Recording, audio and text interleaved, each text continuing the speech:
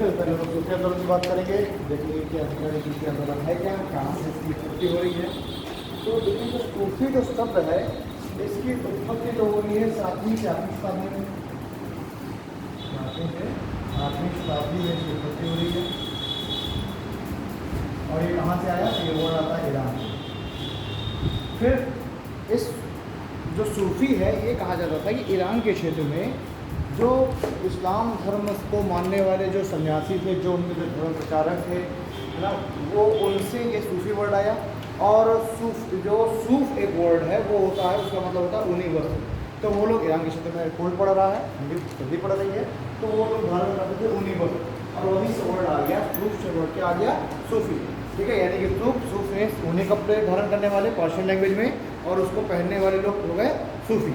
ठीक है, तो ये वर्ड आ रहा है ईरान से निकल के आ रहा है, 7वीं शताब्दी में इसका उत्पत्ति हो रही है, और जाकर के 14वीं और 15वीं शताब्दी के आसपास ये अपने क्या हो गया, अपने चरम पर पहुँचे ना। यानी कि ये जो आंदोलन है ये क्या हो गए, इस समय पर आते हुए अपने चरम पर आ गए। तो लेजेंडरी सूफी आंदोलन, देखिए सूफी का सूफी शब्द की उत्पत्ति, सूफी शब्द की उत्पत्ति 7वीं 8वीं शताब्दी में, सूफी शब्द की उत्पत्ति 7वीं 8वीं शताब्दी में ईरान में हुई, ईरान में हुई। और वहीं सूफी आंदोलन का भी प्रारंभ हुआ, और वहीं सूफी आंदोलन का भी प्रारंभ हुआ। फिर स्टॉप। यह आंदोलन अपने चरमोत्कर्ष पर, यह आंदोलन अपने चरमोत्कर्ष पर 14वीं से 16वीं शताब्दी में पहुंचा। 14वीं से 16वीं शताब्दी में पहुंचा। ठीक है, अब एक्चुअली में ये सूफी और भक्ति आंदोलन हुए क्यों, पहले हम ये देखेंगे। तो धर्म में जो कुरीतियाँ आ रही हैं, धर्म के अंदर जो भी क्या आ रहा है, कुछ बुराइयाँ आ रही हैं, उन बुराइयों को भी दूर करने के लिए क्या किए गए, आंदोलन हुए। जैसे इस्लाम धर्म में जो कुरीतियाँ आ रही हैं, जो बुराइयाँ आ रही हैं, उनको दूर करने के लिए सूफी आंदोलन हुए। हिंदू धर्म में जो कुरीतियाँ आ रही हैं उनको दूर करने के लिए भक्ति आंदोलन हुए, है ना। यानी इससे पहले जो मोक्ष का मार्ग है उसको बहुत ही टिपिकल माना गया था, बहुत ही कठिन बताया गया था। तो हिंदू धर्म में भी हुआ भक्ति आंदोलन, यानी कि भक्ति आंदोलन के जो भक्ति आंदोलन के जो प्रेरणा है उन्होंने कहा कि मोक्ष प्राप्ति का एक मार्ग भक्ति भी है ना। इससे पहले अगर हम देखें शंकराचार्य वगैरह ने ज्ञान का मार्ग बताया, है ना, किसी ने कर्म का मार्ग बताया, लेकिन भक्ति आंदोलन के जो भी आए प्रेरणा है उनने मोक्ष का मार्ग बताया, भक्ति, यानी भक्ति मार्ग से भी मोक्ष प्राप्त किया जा सकता है। ठीक है ना।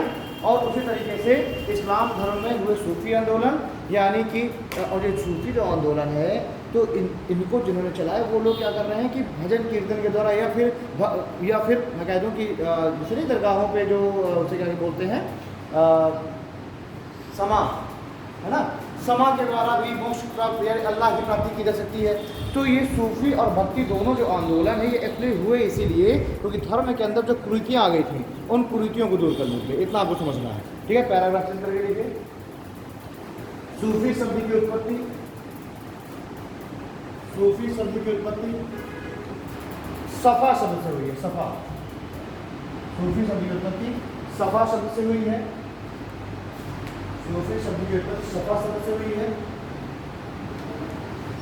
जिसका तात्पर्य ऊनी वस्त्र से था, जिसका तात्पर्य ऊनी वस्त्र से था।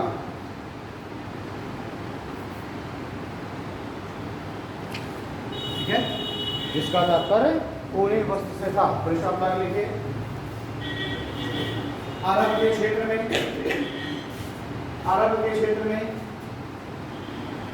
वे लोग, अरब के क्षेत्र में वे लोग जो ऊनी वस्त्र धारण करते थे, अरब के क्षेत्र में वे लोग जो ऊनी वस्त्र धारण करते थे,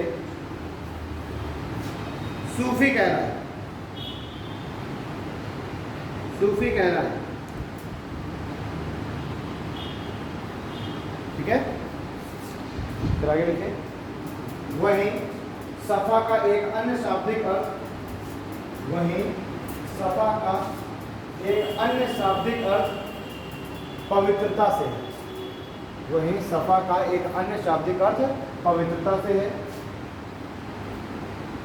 अर्थात आचार विचार एवं व्यवहार की, अर्थात आचार विचार एवं व्यवहार की पवित्रता ही, आचार विचार एवं व्यवहार की पवित्रता ही सफा है।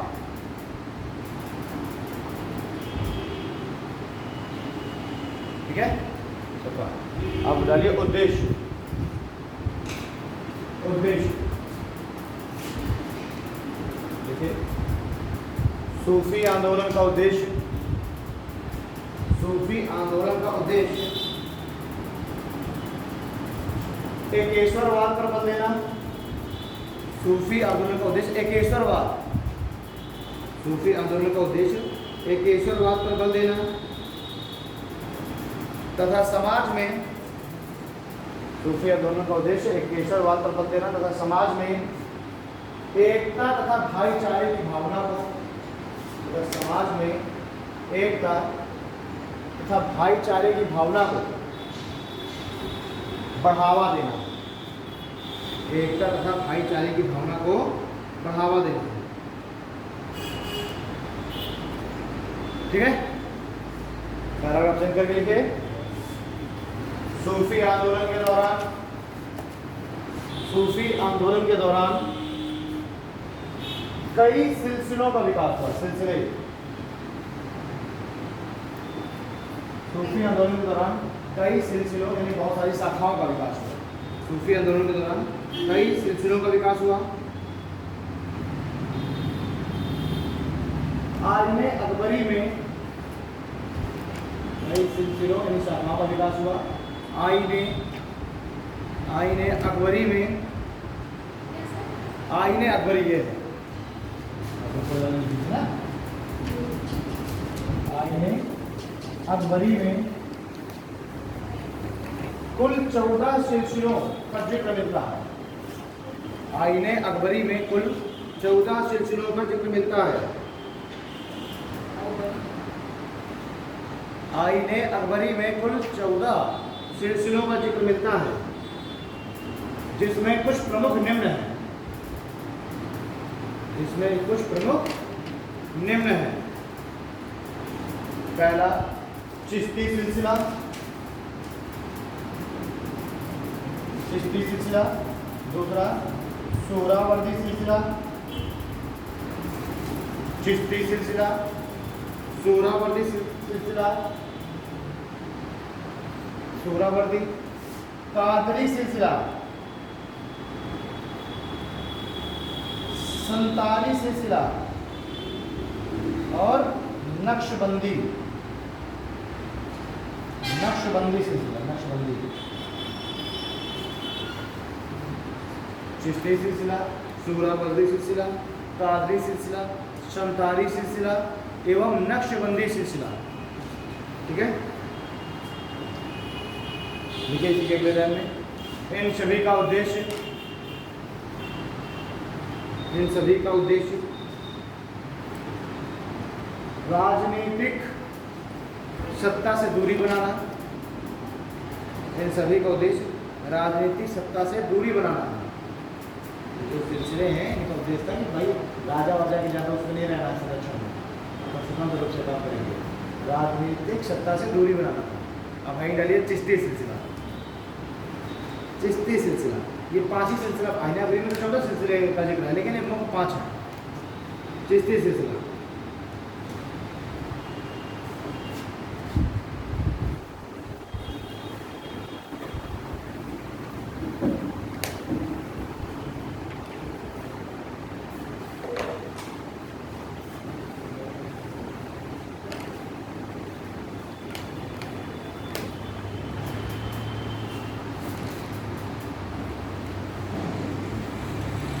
पढ़िए। इसके संस्थापक ख्वाजा मोइनुद्दीन चिश्ती हैं। इसके संस्थापक ख्वाजा मोइनुद्दीन चिश्ती हैं।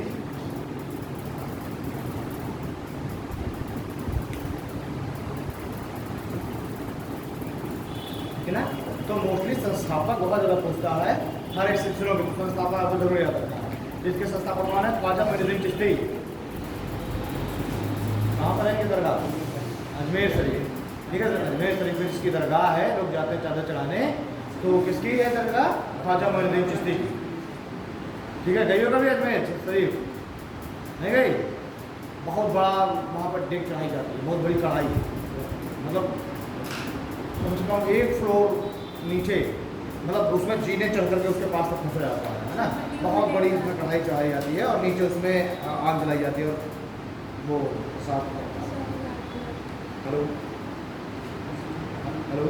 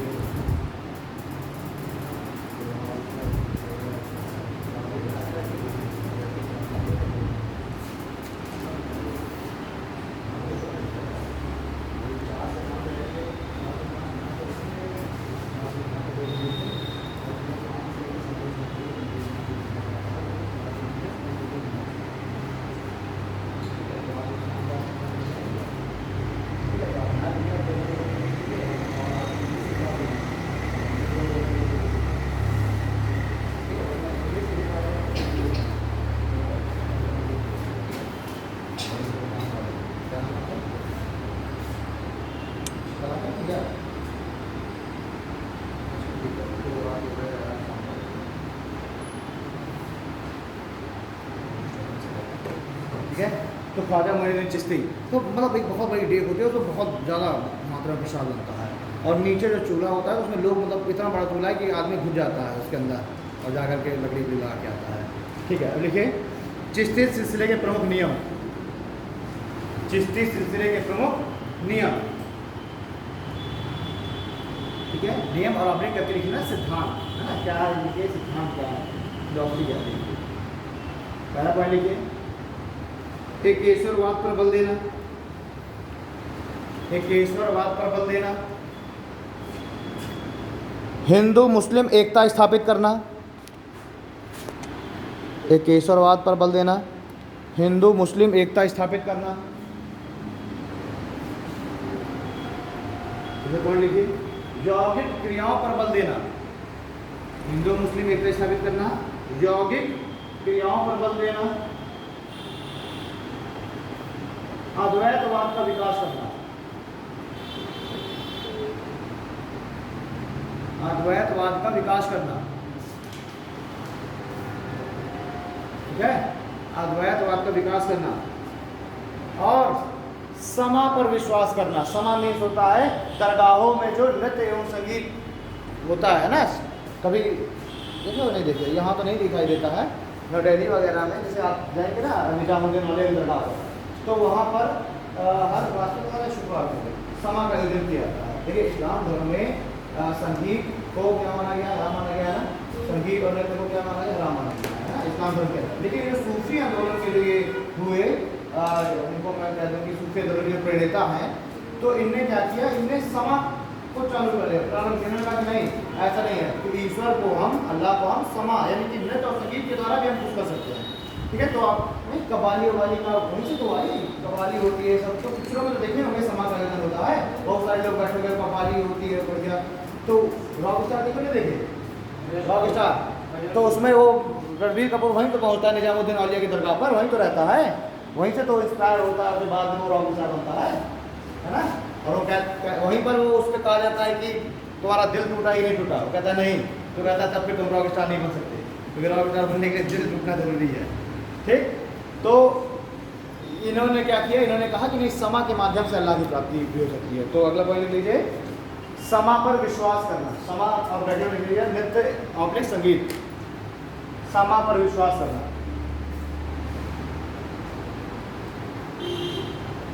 ठीक है, अब है डलिए चिश्ती सिलसिले के प्रमुख संत। तो ये चिश्ती सिलसिला है जिसने सबसे पहले समाओं का आयोजन करना चालू किया है दरगाहों में, है ना। किसी भी पीर की दरगाह पर समा का आयोजन चिश्ती सिलसिले ने प्रारंभ कराया है। चिश्ती सिलसिले के प्रमुख संत, सबसे पहला पॉइंट पहला है ये ख्वाजा मोइनुद्दीन चिश्ती। ख्वाजा मोइनुद्दीन चिश्ती, पहला पॉइंट ख्वाजा मोइनुद्दीन चिश्ती। लिखिए, इनके दो प्रमुख शिष्य हुए। ख्वाजा मोइनुद्दीन चिश्ती, इनके दो प्रमुख शिष्य हुए। पहला ख्वाजा बख्तियार काकी। बख्तियार काकी,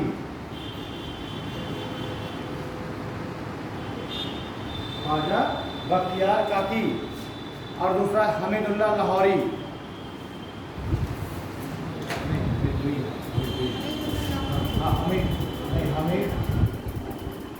हमीदुद्दीन लाहौरी, ये दो प्रमुख शिष्य हैं, बख्तियार काकी, ख्वाजा बख्तियार काकी और हमीदुद्दीन लाहौरी।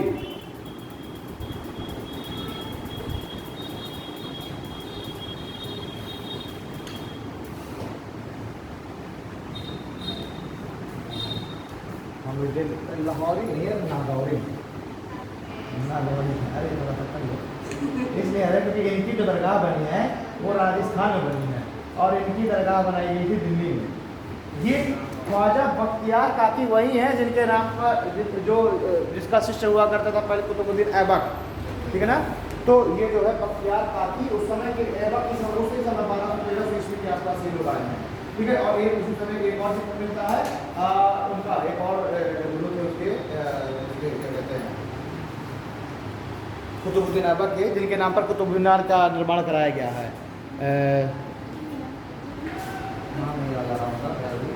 ठीक है, तो इसके दो शिष्य हैं प्रमुख। तो क्वेश्चन ऐसे ही पूछा जाता है कि ख्वाजा मोइनुद्दीन चिश्ती के दो प्रमुख शिष्य कौन कौन से हैं, तो बख्तियार काकी और हमीदुद्दीन लाहौरी।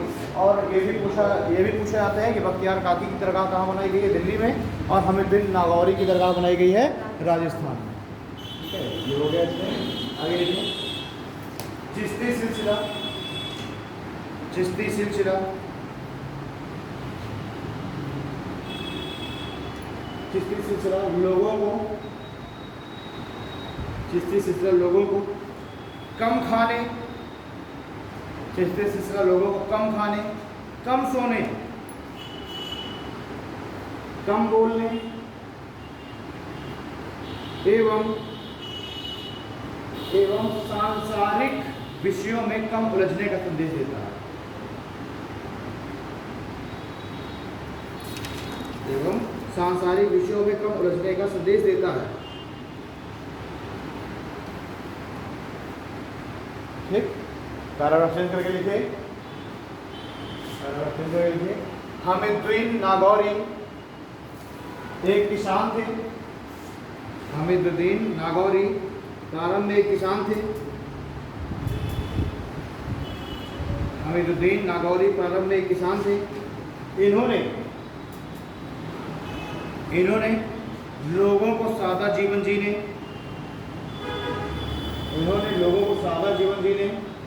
एवं शाकाहार का पालन करने पर बल दिया।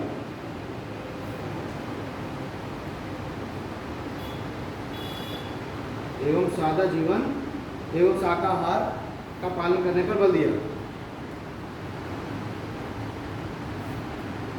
ठीक, अब देखिए ये जो मोइनुद्दीन चिश्ती हैं, इनके दो शिष्य तो ये हैं, एक है बख्तियार काकी और दूसरे हैं नागौरी, जिनमें से इनके उत्तराधिकारी जो बने, जो इनकी गद्दी पर बैठे है ना, इनके उत्तराधिकारी कौन बने, बख्तियार काकी। है दो मुख्य शिष्य हमीदुद्दीन नागौरी और बख्तियार काकी, लेकिन इनकी जो गद्दी जो प्राप्त की इनके मरने के बाद किसने प्राप्त की? बख्तियार काकी ने। तो अब चिश्ती सिलसिला के अब प्रमुख नेता कौन हो जाएंगे? बख्तियार काकी। अब ये आगे बढ़ाएंगे इस चिश्ती सिलसिले को। तो लिखे मोइनुद्दीन चिश्ती के उत्तराधिकारी बख्तियार काकी बने। मोइनुद्दीन चिश्ती के उत्तराधिकारी बख्तियार काकी बने। बख्तियार काकी के प्रमुख शिष्य निम्न थे। बख्तियार काकी के प्रमुख शिष्य निम्न थे। बख्तियार काकी के प्रमुख शिष्य निम्न थे। पहला लिखिए बाबा फरीद। प्रमुख शिष्य में पहले कौन है? बाबा फरीद, जो इनके उत्तराधिकारी बनेंगे। बाबा फरीद इनको कहते थे फरुद्दीन गज ए सकर। इनको उपाधि मिली हुई थी बाबा फरीद को फरीदुद्दीन गज ए सकर। फरीदुद्दीन गज ए सकर। फरीदुद्दीन गज ए सकर, ये इनको उपाधि मिली हुई थी बाबा फरीद को।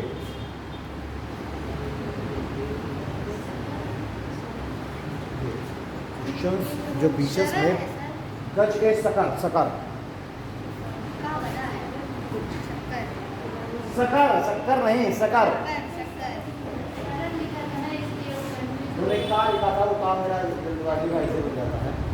तो मैं बोल तो रहा हूँ सकर सकर, तो तुम वहाँ काय को देख रही हो?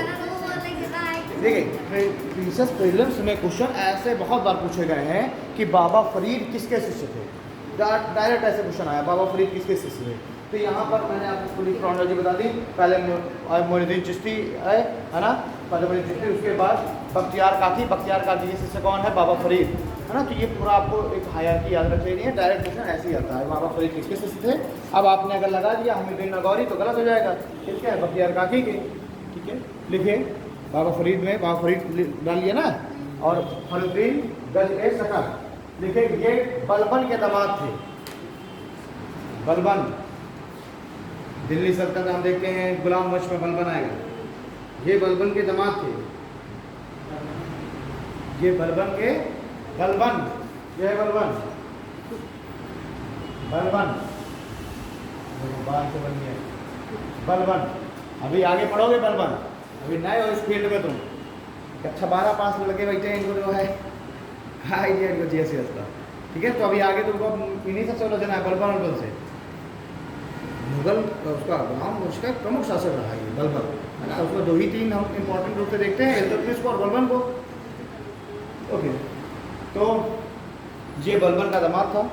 फिर आगे लिखिए बाबा फरीद के प्रयासों से ही, बाबा फरीद के प्रयासों से ही चिश्ती सिलसिले का विकास भारत में हुआ।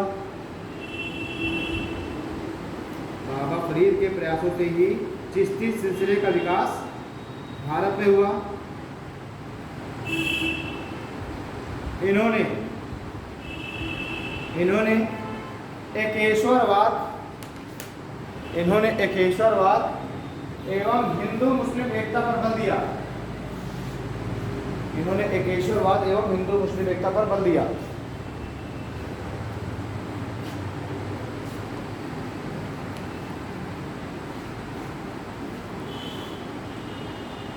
ठीक है, तो जितने भी ये मैं बाबाओं का नाम बोल रहा हूँ इन सबको ब्लैक पेन से लिखते हुए चलना, ताकि एक नज़र में दिखते हुए चले आएंगे। चिश्ती सिलसिले के कौन कौन हो जाएंगे प्रमुख? मोइनुद्दीन चिश्ती, फिर बख्तियार काकी, एक हमीदुद्दीन नागौरी, और एक फिर अभी बाबा फरीद हो गए। अभी जस्ट आएंगे निजामुद्दीन औलिया, है ना। तो अब अगला डाल लीजिए निजामुद्दीन औलिया। सबको हाईलाइट करके लिखना सभी बाबाओं का नाम। निजामुद्दीन औलिया लिखिए, ये बाबा फरीद के शिष्य थे। ये बाबा फरीद के शिष्य थे। आगे लिखिए, ये चिश्ती सिलसिले के एक प्रमुख संत हुए। ये चिश्ती सिलसिले के एक प्रमुख संत हुए। इन्हें महबूब ए इलाही कहा जाता है।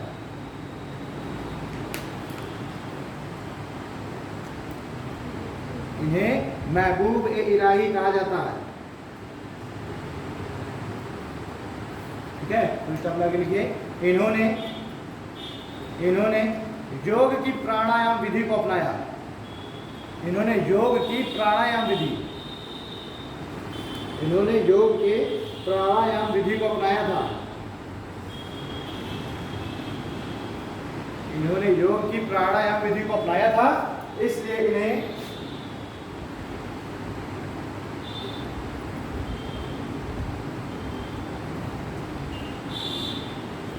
इन्होंने योग की प्राणायाम विधि को अपनाया था, इसलिए इन्हें योगी सिद्ध, इसलिए इन्हें योगी सिद्ध भी कहा जाता है।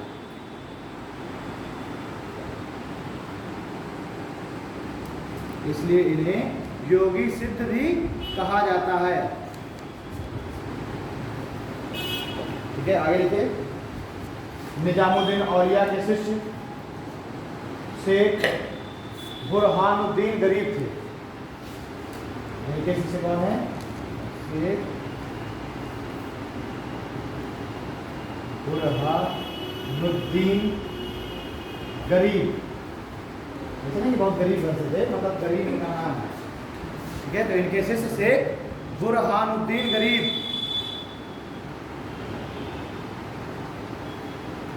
इनके शिष्य कौन है? निजामुद्दीन औलिया के शेख बुरहानुद्दीन गरीब। और ये निजामुद्दीन औलिया हो गए बख्तियार काकी के, है ना। और इनके बाबा फरीद आगे बीच में, मतलब अपने साथ बना लेते हैं, है ना। तो ध्यान रखना इसको, या तो अलग से तुम अपने जगह पर और ऐसे हायरार्की बना लेना। मोइनुद्दीन चिश्ती, उसके नीचे बख्तियार काकी के नीचे बाबा फरीद के नीचे निजामुद्दीन औलिया, उसके नीचे शेख बुरहानुद्दीन गरीब। तो ये पूरा एक हायरार्की बन जाएगी क्रम से। उसको इसे ब्रैकेट में बंद कर लेना डब्बे में, तो तुमको एक नज़र में चिश्ती सिलसिले के पाँचों संत तुम्हें दिखाई दे जाएंगे। लिखे शेख बुरहानुद्दीन गरीब। आगे, शेख बुरहानुद्दीन गरीब ने ही, शेख पूरा बुरहानुद्दीन गरीब ने लिखना, शॉर्ट में लिख लेना, गरीब ने, शेख गरीब। ठीक है, शेख बुरहानुद्दीन गरीब ने चिश्ती सिलसिले का प्रचार प्रसार दक्षिण भारत में किया। अभी तक ये उत्तर भारत में क्यों चल रहा चिश्ती सिलसिला? शेख बुरहानुद्दीन गरीब ने चिश्ती सिलसिले का प्रचार प्रसार दक्षिण भारत में किया।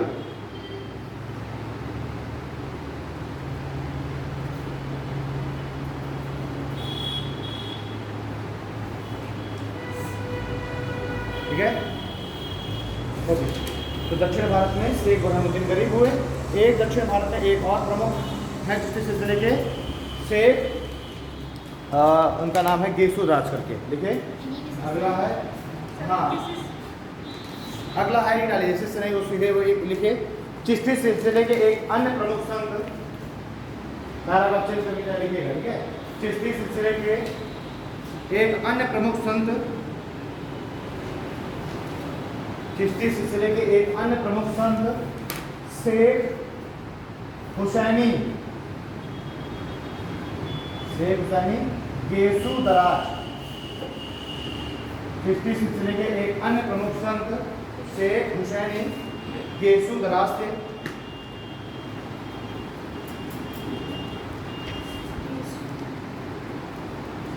चिश्ती सिलसिले के एक अन्य प्रमुख संत शेख हुसैनी गेसू दराज थे। और इन्होंने भी दक्षिण भारत में चिश्ती सिलसिले का प्रचार प्रसार किया। और इन्होंने भी दक्षिण भारत में चिश्ती सिलसिले का प्रचार किया।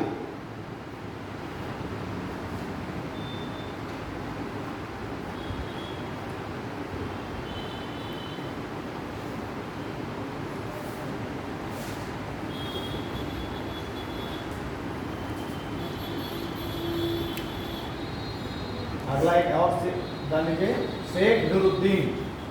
इसके बाद अभी किसी से सुनने लिखा, ये अलग अलग है, न्यूक्लियर। जैसे ये कश्मीर में चले गए, है ना, वो वहाँ पर थे। शेख नूरुद्दीन, देखो इन्होंने चिश्ती सिलसिले का प्रचार कश्मीर में किया। शेख नूरुद्दीन, इन्होंने चिश्ती सिलसिले का प्रचार कश्मीर में किया।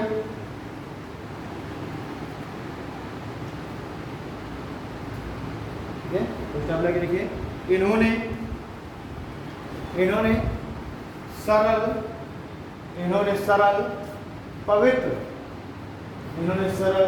पवित्र एवं उच्च जीवन जीने पर बल दिया। इन्होंने सरल पवित्र एवं उच्च जीवन जीने पर बल दिया एवं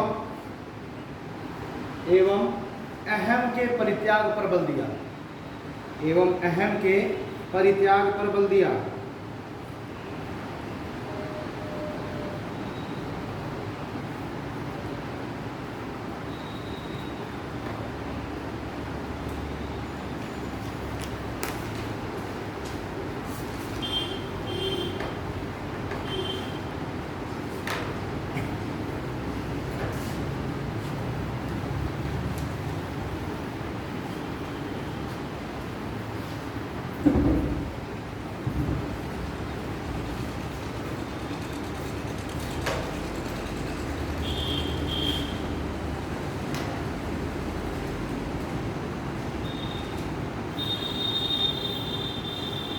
मान के चलिए कि एग्जाम के लिए सबसे महत्वपूर्ण अगर सूचियों में से कोई है तो है चिश्ती सिलसिला, है ना। तो ख्वाजा मोइनुद्दीन चिश्ती के दो शिष्य, पहले कौन है? ख्वाजा बख्तियार काकी, इसी तरह बना लीजिए, ख्वाजा बख्तियार काकी। दूसरे कौन है? शेख अमीरुद्दीन नागौरी। फिर से ख्वाजा बख्तियार काकी के शिष्य कौन है? बाबा फरीद।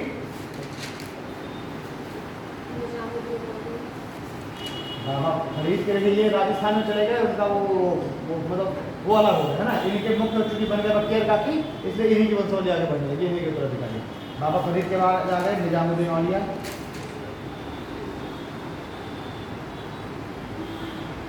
इन्हीं ने कहा था हुजूर दिल्ली दूर रस्ते, ठीक है। जब जलालुद्दीन खिलजी ने इनके ऊपर जुर्माना लगा दिया था, है ना। तो इन्हें जुर्माना दिया नहीं, तो जो जलालुद्दीन खिलजी गया हुआ था कहीं युद्ध करने, है ना। और जब युद्ध करने गया था तो उसने वहाँ से आदेश भिजवाया कि मेरे दिल्ली पहुँचने से पहले निजामुद्दीन औलिया से कह दो कि वो अब दिल्ली छोड़ के चले जाए, नहीं तो मैं आऊँगा तो उनको मृत्युदंड दूंगा। तो उन्होंने कहा था हुजूर दिल्ली दूर रस्ते, यानी कि अभी दिल्ली दूर है। क्या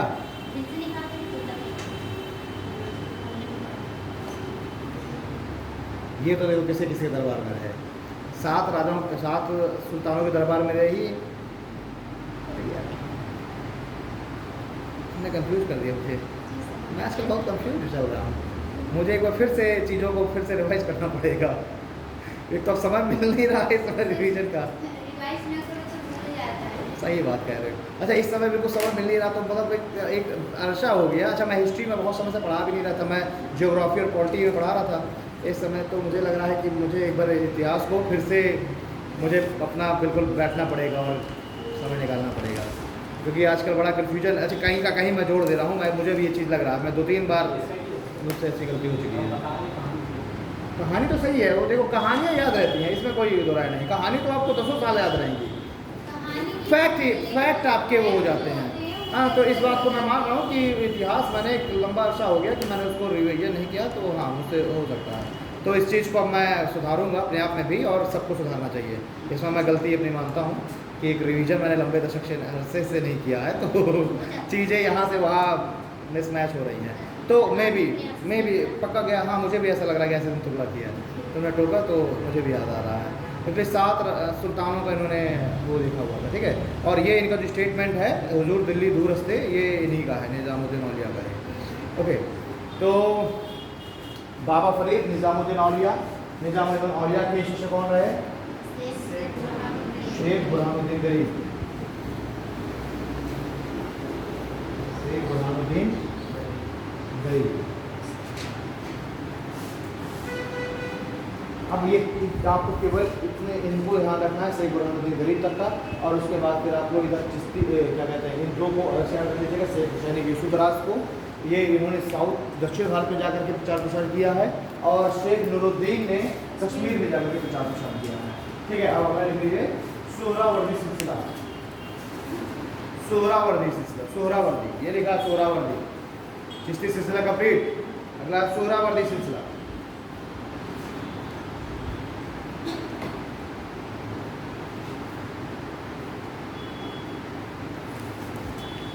सोहरावर्दी सिलसिला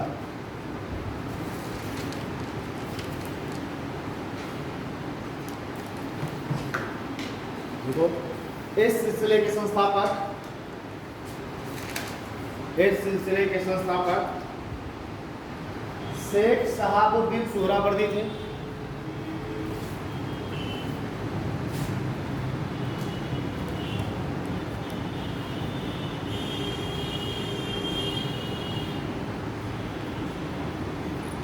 शेख शहाबुद्दीन सोहरावर्दी, इस सिलसिले के संस्थापक शेख शहाबुद्दीन सोहरावर्दी थे। देखिए, भारत में इस सिलसिले के प्रचार प्रसार का श्रेय, भारत में इस सिलसिले के प्रचार प्रसार का श्रेय शेख बहाउद्दीन जकारिया को जाता है। सोहरावर्दी सिलसिले के भारत में प्रचार प्रसार का श्रेय शेख बहाउद्दीन जकारिया।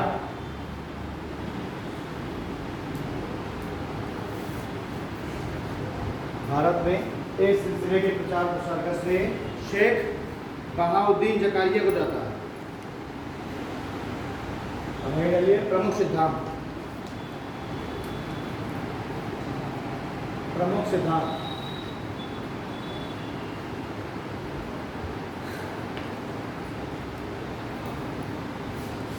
प्रमुख सिद्धांत, पहला पॉइंट है सोहरावर्दी सिलसिले के संतों ने, सोहरावर्दी सिलसिले के संतों ने आराम का जीवन, सोहरावर्दी सिलसिले के संतों ने आराम का जीवन व्यतीत करने पर बल दिया। उन्होंने कहा आराम से बढ़िया लाइफ काटनी चाहिए, शरीर को ज़्यादा कष्ट नहीं देना चाहिए, आराम का जीवन जीने पर बल दिया। दूसरा पॉइंट, इन्होंने अपने परिवार के लिए, इन्होंने अपने भक्तों से कहा कि अपने परिवार के लिए सुख सुविधाओं के संसाधन जुटाने चाहिए। इन्होंने अपने परिवार के लिए सुख सुविधाओं के संसाधन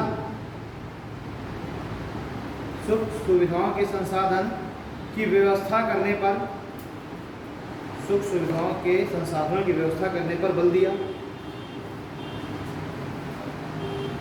अगला पॉइंट लिखिए, सुख सुविधाओं संसाधन की व्यवस्था करने पर बल दिया। अगला पॉइंट, इस सिलसिले के संतों ने धन संचय करने, इस सिलसिले के संतों ने धन संचय करने और उसके वितरण करने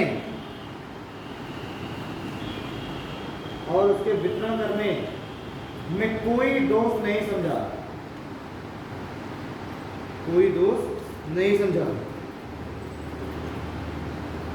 अगला पॉइंट लिखिए, इस सिलसिले के संतों ने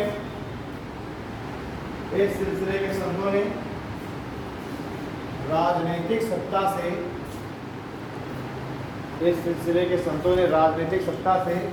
नजदीकी स्थापित करके, इस सिलसिले के संतों ने राजनीतिक सत्ता से नजदीकी स्थापित करके अपने लक्ष्यों की पूर्ति, राजनीतिक सत्ता से नजदीकी स्थापित करके अपने लक्ष्यों की पूर्ति करने पर बल दिया।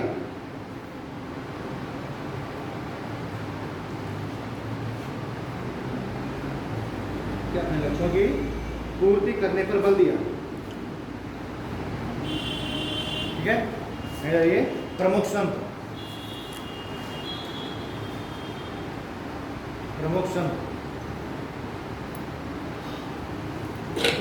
सूत्र लिखे, जलालुद्दीन तबरीजी, जलालुद्दीन तबरीजी,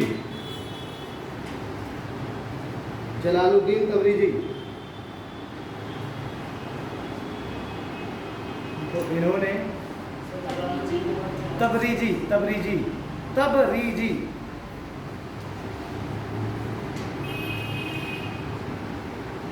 तबरीजी, जलालुद्दीन तबरीजी, ठीक है। जलालुद्दीन तबरीजी लिखे। इन्होंने सोहरावर्दी सिलसिले का प्रचार प्रसार, इन्होंने सोहरावर्दी सिलसिले का प्रचार प्रसार बंगाल के क्षेत्र में किया।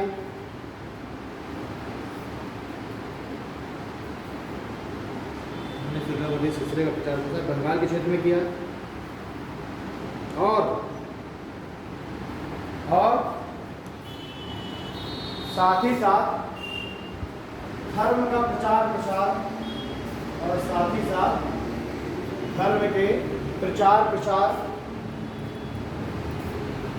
एवं धर्म के प्रचार प्रसार एवं हिंदुओं के धर्म के प्रचार प्रसार एवं हिंदुओं के इस्लाम धर्म में धर्मांतरण,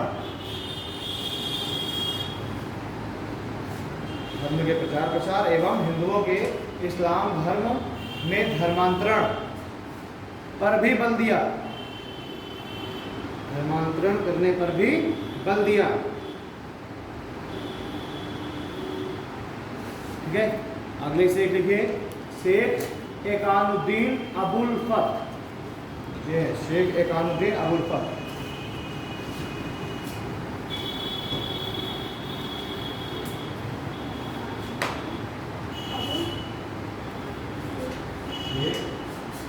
एकानुद्दीन अबुल फत,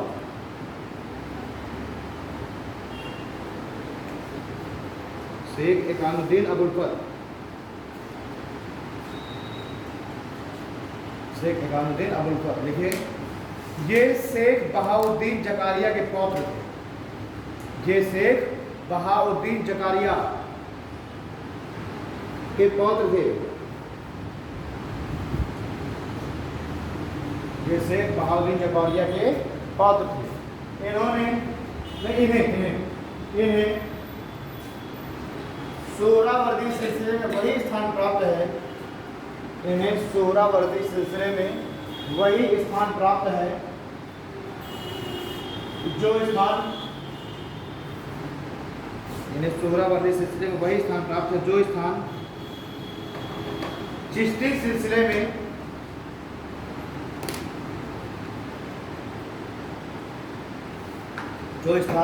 चिश्ती सिलसिले में निजामुद्दीन औलिया को प्राप्त है।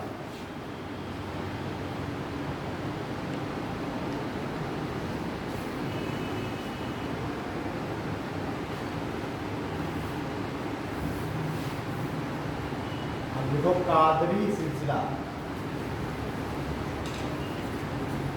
संस्थापक शेख अब्दुल कादिर गिलानी है। कादरी सिलसिला, कादरी सिलसिला संस्थापक कौन है? शेख अब्दुल कादिर गिलानी।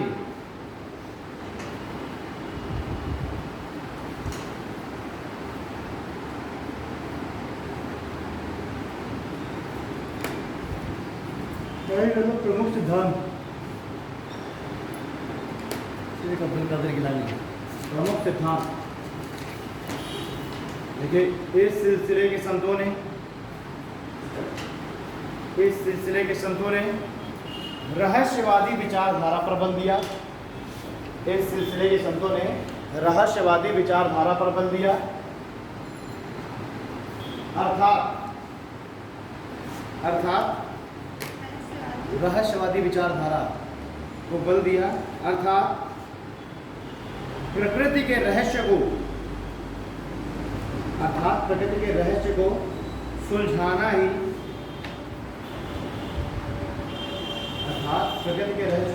ही, इनका प्रमुख उद्देश्य था।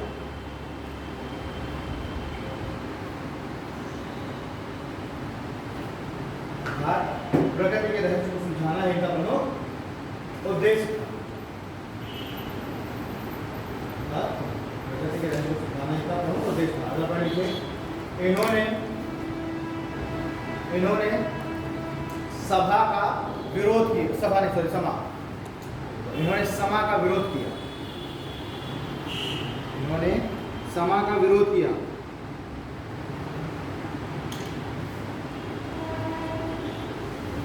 देखिए कादरी सिलसिले के एक प्रमुख संत, कादरी सिलसिले के एक प्रमुख संत शेख मोहम्मद मियां मीर थे। कादरी सिलसिले के एक प्रमुख संत शेख मोहम्मद मियां मीर,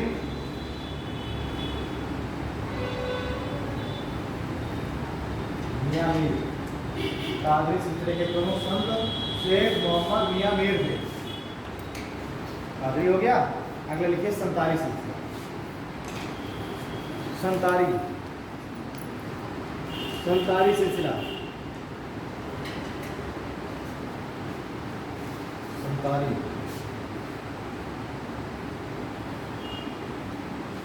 इसके संस्थापक हैं शाह अब्दुल्ला।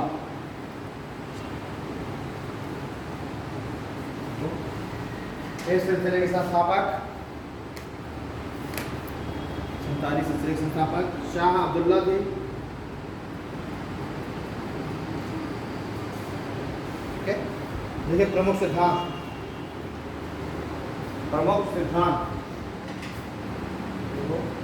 इस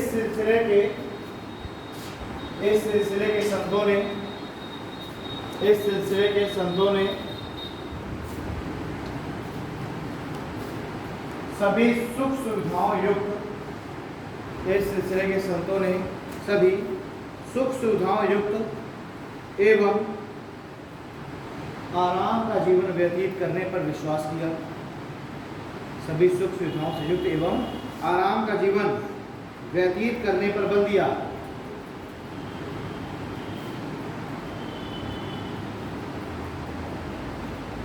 ठीक है, तो आराम का जीवन व्यतीत करने पर आगे किंतु इनके अनुसार आराम का जीवन व्यतीत करने पर बल दिया, किंतु इनके अनुसार यह आवश्यक है कि प्रत्येक व्यक्ति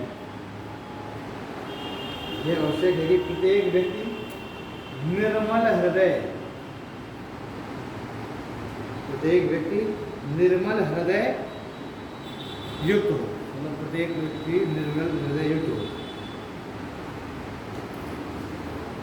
ठीक, अगला पॉइंट लिखिए।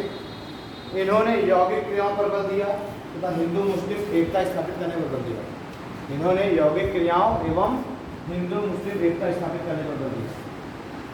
इन्होंने यौगिक क्रियाओं एवं हिंदू मुस्लिम एकता स्थापित करने पर बल दिया।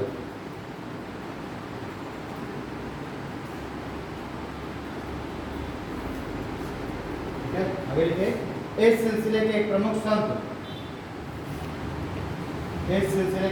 संत मोहम्मद गौस,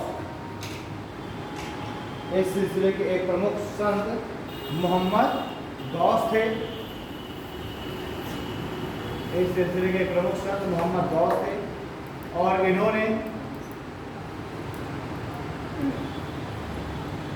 इस सिलसिले के प्रमुख संत मोहम्मद गौस थे और इन्होंने ग्वालियर के क्षेत्र में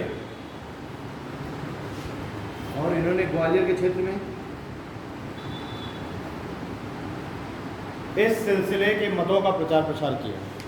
और इन्होंने ग्वालियर के क्षेत्र में इस सिलसिले के मतों का प्रचार प्रसार किया।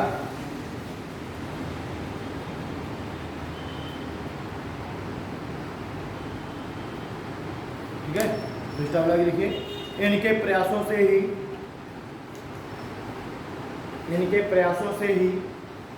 तानसेन का झुकाव, इनके प्रयासों से ही तानसेन का झुकाव भी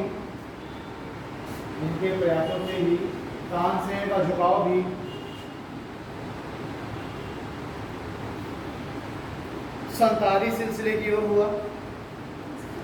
इनके प्रयासों से ही तानसेन का झुकाव भी संताली सिलसिले की ओर हुआ।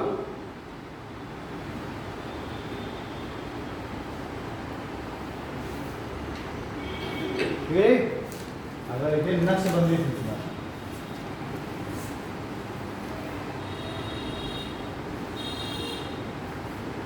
नक्शबंदी सिलसिला देखिए, इसके संस्थापक ख्वाजा बकी बिल्ला, संस्थापक ख्वाजा बकी बिल्ला,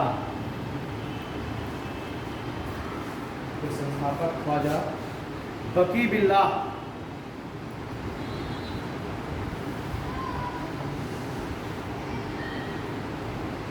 इसके संस्थापक ख्वाजा बकी बिल्ला थे, है ना। ठीक है, प्रमुख सिद्धांत, प्रमुख सिद्धांत इस सिलसिले ने समाज में, इस सिलसिले ने समाज में मूल इस्लामिक सिद्धांत को, इस सिलसिले ने समाज में मूल इस्लामिक सिद्धांत को स्थापित करने का सुझाव दिया। इस सिलसिले ने समाज में मूल इस्लामिक सिद्धांत को स्थापित करने का सुझाव दिया। ठीक है, सेकंड पॉइंट लिखिए, इसने इस्लाम धर्म में हुए, इसने इस्लाम धर्म में हुए सभी परिवर्तनों का विरोध किया। इसने इस्लाम धर्म में हुए सभी परिवर्तनों का विरोध किया, यानी कि क्या रूढ़िवादी सिलसिला है। करके लिखिए, इस सिलसिले ने इस्लाम धर्म में हुए सभी परिवर्तनों का विरोध किया। करके लिखिए, यह सिलसिला एक कट्टरवादी एवं रूढ़िवादी सिलसिला था। यह सिलसिला एक कट्टरवादी एवं रूढ़िवादी सिलसिला था।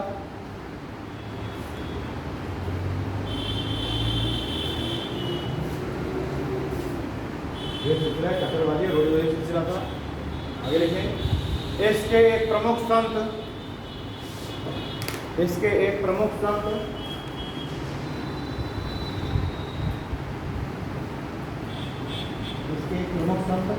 शेख अहमद सरहिंदी, इसके एक प्रमुख संत शेख अहमद सरहिंदी थे।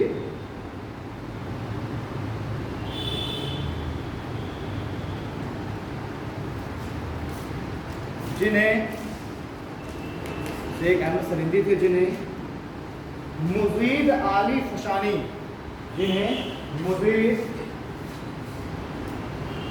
आली फशानी भी कहा जाता था, जिन्हें मुजीद आली फशानी भी कहा जाता था।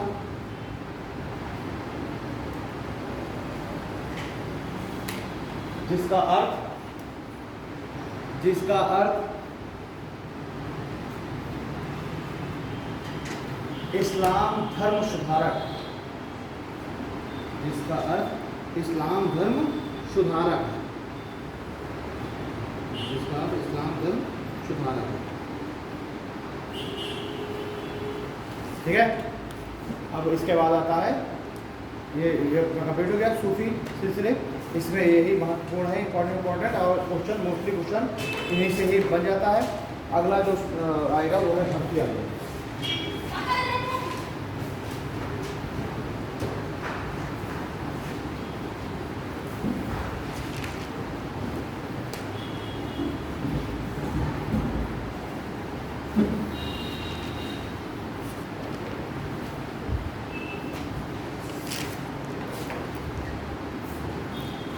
ठीक है,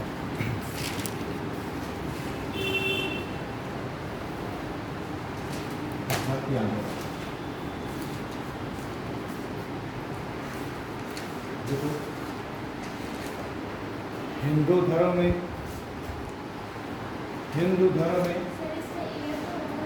ठीक है, भक्ति आंदोलन ये देखिए लगभग 1300 ईस्वी से स्टार्ट होता है ये, है ना। 13% से स्टार्ट हो जाएगा और लगभग ये चलता जाएगा 17% तक ना। इसमें जो भी संत है अलग अलग समय पर आते हैं। पूरा जो फेज है ये भक्ति आंदोलन निकला है। इसी में आ जाएंगे रामानुजाचार्य आ जाएंगे, है ना। इसी में जो है आपके मीराबाई वगैरह का ये पूरा काल वही है भक्ति आंदोलन का, ठीक है ना। तो भक्ति आंदोलन इसी में आपके संत रैदास भी होंगे, कबीरदास भी होंगे, गुरु नानक देव भी होंगे। तो गुरु नानक देव का भी सब अकाल क्रम देखते यही है। तो ये जो सारे हैं ये सब आ रहे हैं भक्ति आंदोलन के अंतर्गत, ठीक है ना। जिन्होंने ये कह दिया कि मोक्ष प्राप्ति के लिए ये आवश्यक नहीं है कि आप एक कठोर तप ही करें, आप केवल कर्म के द्वारा ही आप मोक्ष प्राप्ति कर सकते हैं। यानी कि इन सभी लोगों ने जो भक्ति आंदोलन के जो प्रणेता है, जो संत हैं, उन्होंने मोक्ष प्राप्ति के मार्ग को बहुत सरल बना दिया है। मेन उद्देश्य है वो अभी तक समाज में ब्राह्मणों ने क्या किया हुआ था, उन्होंने कहा था मोक्ष प्राप्ति केवल किसको हो सकती है, उच्च कुल के लोगों को, निम्न जाति के लोगों को मोक्ष प्राप्ति का कोई रास्ता ही नहीं है। मोक्ष प्राप्ति का मार्ग एक तो ज्ञान मार्ग बताया गया था। मोक्ष प्राप्ति का मार्ग क्या था, ज्ञान का मार्ग था। और ये ज्ञान का मार्ग किसने बताया, शंकराचार्य ने। ज्ञान मार्ग इसने कहा था शंकराचार्य ने। इन्होंने कहा था खूब ज्ञान अर्जित करो, खूब वेद पुराण पढ़ो और ज्ञान के द्वारा ही मोक्ष मिल सकता है। ज्ञान के द्वारा ही मोक्ष मिलेगा।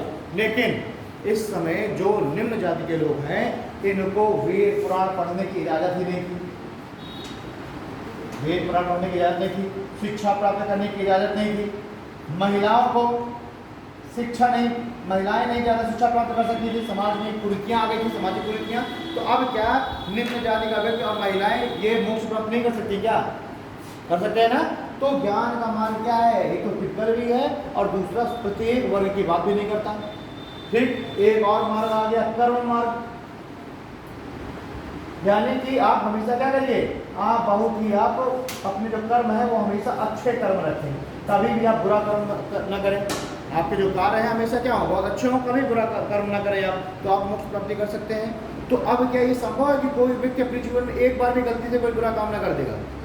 ह्यूमन बिहेवियर है, उसको मौका मिलेगा तो वो मानेगा नहीं, ठीक है ना। अब तुम जो है कोई कितना भी ईमानदार हो कोई व्यक्ति, अब उसके सामने तुम जो है एक बढ़िया बैग में भर के तुम रुपया और ज्वेलरी गलती से रख के चले जाओ और गायब देखो, कुछ देर तक वो इसे देखते रहे, फिर वो धीरे से सरकाएगा जरूर, कितना भी ईमानदार हो, ठीक है। तो मतलब क्या है कि कर्म का जो मार्ग नहीं, देखिए जो हम ताले वाले घरों में लगाते हैं वो हम अपने घर की रक्षा चोर से करने के लिए नहीं लगाते। घरों में जो ताले लगाए जाते हैं एक्चुअली में उसका मुख्य उद्देश्य यह है ही नहीं कि चोर से घर की रक्षा करनी है।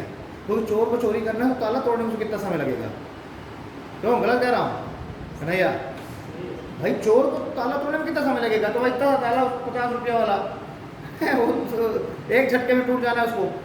ताला का उद्देश्य जो ईमानदार है जैसे बगल से निकल रहा है गुजर करके, तो वो ना कहीं उसका मना कर्षित हो जाए कि लो आज हाथ साफ करे लिया जाए, तो ईमानदार व्यक्ति ना चोर बन जाए, ठीक है ना।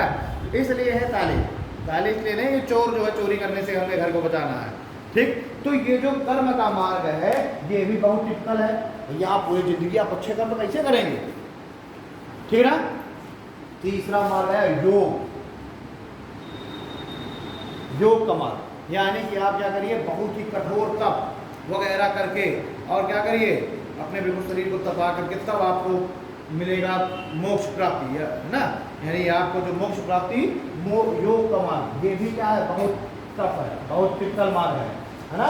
भाई हम देखते हैं पुराने से कहानियों में देखते हैं कि वो राक्षसों ने बड़ा कठोर तप किया, 200 साल तप किया, यही सुनते ना 200 साल तप किया और शरीर में पूरी बिल्कुल सांपों ने बांगी बना रखे, फिर जो है भोलेनाथ पे कठोर है। तो क्या इतना कठोर तप कोई कर सकता है भाई। रावण ने कठोर तप किया था, अपने सर काट के उसने चढ़ाए थे शंकर जी को, तब तो जो है रावण को जो है वरदान मिला। तो इतना कठोर तप आजकल कोई कर पाएगा, नहीं कर पाएगा। तो ये मार्ग भी क्या है, ये मार्ग भी समाज में ग्रहण नहीं, समाज में एक्सेप्टेबल नहीं हो सकता। भाई आदमी को देखो मोक्ष चाहिए, लेकिन आदमी को मोक्ष चाहिए बड़े सरलता से ठीक है। तो नहीं ये कर सकता, ये कर सकता, नहीं कर सकता। तो भैया लोग अगर अब समाज में ये कॉन्सेप्ट ही ना रह जाए कि मोक्ष प्राप्त करना एक लक्ष्य, देखिए समाज का एकमात्र लक्ष्य क्या है, मोक्ष प्राप्त। किसी भी समाज का एकमात्र लक्ष्य क्या है, मोक्ष प्राप्त। जिस दिन संकल्पना खत्म हो जाए कि इस जन्म के बाद अगले जन्म के लिए हमें यहीं पर प्रिपरेशन करनी है, तो लोग क्या करेंगे, अराजकता समाज में आ जाएगी। तुम जो है अगर तुम्हारा मन किया चोरी कर ली जाए तो तुम्हारे दिमाग में आएगा ऊपर वाला देख रहा है। तो ये तुम्हारे दिमाग में कैसे आएगा कि ऊपर वाला देख रहा है? तुमने यही तो किया कि भैया ऊपर वाला देख रहा है, सब कर्मों का हिसाब किताब हो रहा है, और हमने अगर बुरे काम किए तो अगला जन्म हमारा ऐसा होगा। तभी तो आदमी जो है क्या है, नियंत्रित है। अगर समाज में ये संकल्पना ही खत्म हो जाए, ये सब पाप पुण्य के लेखा जोखा और ये सब मोक्ष प्राप्ति और है ना ये जन्म भोजन सब खत्म हो जाए, तो क्या है, अराजकता फैल जाएगी, नहीं फैल जाएगी। ईश्वर की जो संकल्पना इसीलिए तो है कि लोग जो है नियंत्रित रहें। अगर ये कह दिया जाए लोगों से कि ईश्वर कुछ होता ही नहीं है और ये लोग मान जाएं, तो लोग क्या हो जाएंगे, पूरी तरीके से अनियंत्रित हो जाएंगे। अभी लोग क्या, नियंत्रण। धर्म क्या काम करता है, कोई भी धर्म है, धर्म का एक मात्र ये एक काम धर्म का ये लोगों को नियंत्रित रखना, ठीक है ना। भटक रहा है आदमी तो उसको नियंत्रित करके रखना, ये ना हिसाब किताब वाला कॉन्सेप्ट, ठीक है ना। तो अब यहाँ पर जो लोग हैं उनका मन उबने लगा था कि यार ये मोक्ष जो मिलना तो है नहीं, मोक्ष प्राप्ति, हाँ, तो इससे अच्छा जो है क्या करो, जो मन करे वो करो, ठीक। तो समाज में अराजकता फैलने लग गई, धर्म के अंदर कुरीतियाँ आने लग गई। तो अब ये आया नया कॉन्सेप्ट कि भैया मोक्ष प्राप्ति का हमें बहुत ही सरल मार्ग लेके है, भक्ति मार्ग। भैया क्या करो, अब आपको ग्रह त्याग भी नहीं करना। भाई मैंने आपको 4 आश्रम बताए थे ना, तो गृहस्थ आश्रम के बाद आपको वानप्रस्थ भी नहीं करना, आपको संन्यास भी नहीं ग्रहण करना, आप अपने घर में रहो, घर परिवार के साथ। अब बस क्या करो, सुबह शाम भक्ति करते रहो, सुबह शाम पूजा पाठ कर लो। आजकल यही तो मार्ग सबसे एक्सेप्टेबल हो गया समाज में। आजकल दिख रहा है क्या आपको, ये वाले मार्ग से लोग लगे हैं पढ़ने में वेद पुराण, क्या हमें मोक्ष प्राप्ति करना है इसलिए हम वेद पढ़ रहे हैं। नहीं मिलेगा कोई, आपको ऐसा व्यक्ति भी नहीं मिलेगा जो कि दिन रात बैठे बस रोड तक कर रहा है, चाहे वो दोपहर हो, चाहे बारिश हो, चाहे ओले पड़ रहे हैं, और ना आपको कर्म वाला इतना, आपको इतना अच्छा आदमी भी ना मिलेगा कि हमेशा कर्म अच्छे करे। आपको आजकल समाज में सबसे ज़्यादा जो व्याप्त हो गया कॉन्सेप्ट, समाज में सबसे ज़्यादा जो एक्सेप्टेबल हो गया वो कौन सा है, भक्ति मार्ग है। आदमी बढ़िया सुबह एक बार जाएगा मंदिर, प्रसाद चढ़ाए, उसके बाद दिन भर जो है लाओ घूस लाओ, 5000 रुपया 10,000 रुपया, है ना, दिन भर जो है गाली गलौज होगा, और सुबह शाम क्या करेगा, सुबह मंदिर रहेगा, शाम को घर में आरती कर देगा, तो भक्ति भी हो गई, है ना। और दिन भर मैं क्या कर रहा हूँ, सुबह शाम भक्ति भी हो गई, है ना। तो आदमी ने अपने वो मोक्ष प्राप्ति का मार्ग भी उसने तैयार कर लिया, और दिन भर अपना काम भी। क्योंकि लोगों को क्या है, सबसे बढ़िया यही तो लगेगा, तो लोगों को सबसे अच्छा लगेगा यार ये बढ़िया है, आसानी से बढ़िया, जो मन करे वो करो, और सुबह शाम जो है पूजा पाठ कर लो बस, ठीक। तो ये समाज में क्या है, ज़्यादा जल्दी ऐसे हो गया। तो जो इस समय जो संत आए 13वीं शताब्दी से, उन्होंने कौन सा मार्ग लोगों को बताया कि टेंशन लेने की जरूरत नहीं है, ये 3 रास्ते बंद हो गए तो भी एक रास्ता और खुल रहा है, भक्ति का, मतलब भक्ति का रास्ता खुल रहा है। तो अब जितने भी संत आएंगे ये सभी बताएंगे भक्ति का मार्ग, है ना। रविदास, रैदास दास, सूरदास, कबीरदास, गुरु नानक, है ना, चैतन्य महाप्रभु, रामानुजाचार्य, जो भी आ रहे हैं सब बताएंगे। सब उसी समय के हैं, सब उन्होंने भी तो कविताएं अपनी इसी उस पर लिखी है, इन्होंने जो अपनी कविताएं लिखी सब इनकी कविताएं भी उसी पर आधारित है। इनकी जो पूरा जो पेज है 13वीं शताब्दी से 17वीं शताब्दी तक का, इसमें जितने संत आए हैं उन सभी ने ही यही सब इसी तरह की कविताएं करी। कबीरदास की कविताएं नहीं है, कबीरदास की, इन्होंने भी ये विरोध नहीं किया कि आप जो है अपने कर्म नाम सुधारिए। कबीरदास का अगर रचनाएं देखेंगे तो इतने भी लोगों को अच्छे मार्ग के लिए उठाया, ठीक। इन्होंने भी लोगों को कहा है, ये नहीं कहा कि बाद में इनको से आस्तिक हो जाए, इन्होंने भले ही ये कहा कि एक प्रकार से किया, ठीक है। आप कट्टरपंथी न होइए, ना ही आप उसमें पढ़िए। क्या कहते हैं समाज में जो है, क्या कहते हैं कर्मकांड हो गया, कर्मकांड कर्मकांड ना करो, तो ये लोगों की शिक्षा क्या है, कर्मकांड ना करिएगा, लेकिन अपने आप अपने जीवन को आप सही रखें, ठीक है, यानी कि ईमानदारी अपने जीवन में रहिए, ठीक। तो कबीरदास का जो एक पूरा पेज है ये इसमें यही सब आ रहा है, पहले वो भी इसी तरह आधारित है, ठीक है ना। आप उसी समय हम तुलसीदास को मान लेंगे, तुलसीदास भी इसी समय के हैं, ठीक। तो इस पेज में जितने आ रहे हैं सब ने क्या किया है कि एक ही मार्ग होता है कि आप जो है अपना जीवन आप अच्छा रखिए, ठीक है, और इस तरीके से भी, और आप इस तरीके से, ठीक है। अच्छा, इसमें देखिए जब हम भक्ति आंदोलन के हम प्रेरणाओं में पढ़ेंगे तो हम स्टार्ट करते हैं गुरु नानक देव से, ठीक है। तो कहाँ तक मैंने दिखाया है, हाँ ठीक है।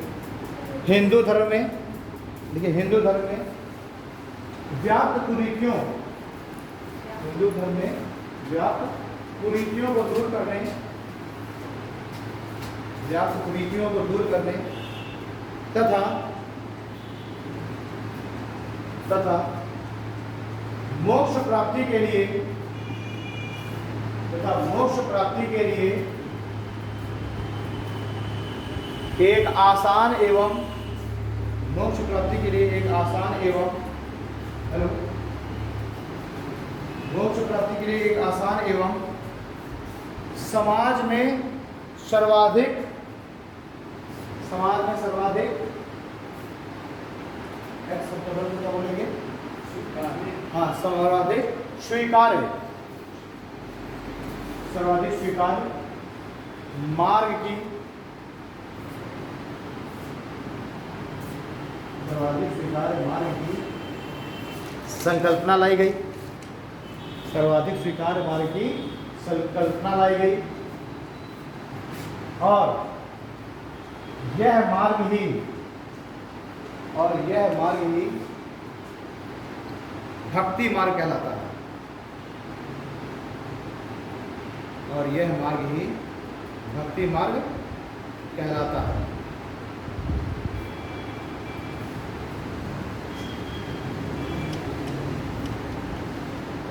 ठीक है,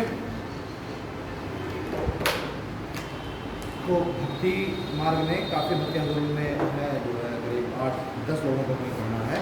अब इसको हम लोग करेंगे कल की क्लास में। कल ये भक्ति आपका कंप्लीट हो जाएगा। कल ये टॉपिक जो कि लगा भी है, आज सूफी और भक्ति, आज और कल 2 दिन में लगे हुए हैं, है ना। तो आज भक्ति कंप्लीट कर, सूफी कंप्लीट